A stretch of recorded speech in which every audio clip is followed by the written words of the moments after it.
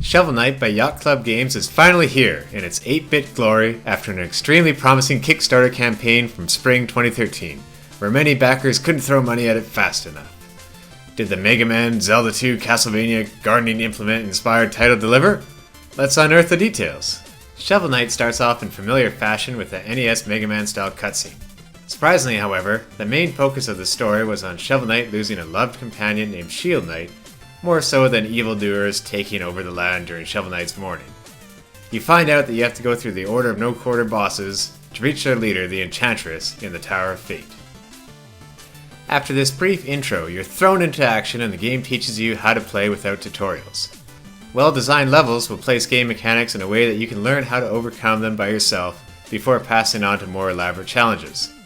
For instance, you'll come across a unique wall tile that has to be hit in order to advance, and this lets you know to keep an eye out for these tiles to find secrets later on. You'll find optional, more difficult areas off to the sides of levels that you can try to tackle to earn more gold for buying items later. Many levels had hindsight moments that after digging some dirt or dispatching an enemy, I would find that they were needed in order to reach a secret area. Right after the first level ends, you'll find Shovel Knight dozing off at a campfire after his hard-fought battle. And here's where I really began to see how the game was lovingly crafted.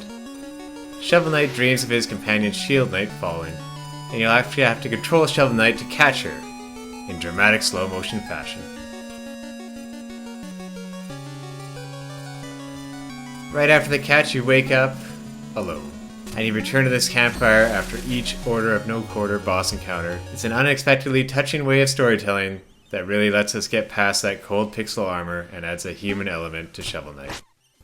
After the first campfire scene, I found out there was more to the game than just being like Mega Man with only boss levels. There was a whole overworld map to explore, complete with towns like Zelda 2, and even enemies that move around the map like those in Mario 3. And in the villages, you'll find all sorts of people from the jubilantly cheery to the hilariously dreary.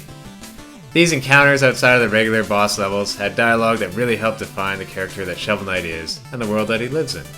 And speaking of character, each boss from the Order of No Quarter has his own distinct personality and style. From King Knight's regal strut to Tinker Knight's panic that made me question, is this really a boss? However, Spectre Knight was practically terrifying and the most memorable to me due to his foreboding setting and how many times I died against him. Although, it's perhaps fitting that Shovel Knight does so well in so many levels that the bosses were not necessarily the highlight, but one of many.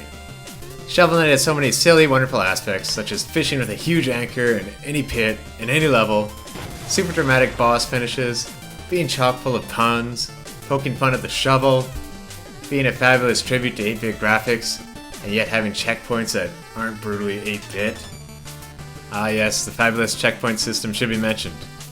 Each main level has several checkpoints, not just one or two, and you'll start there from the last checkpoint if you die.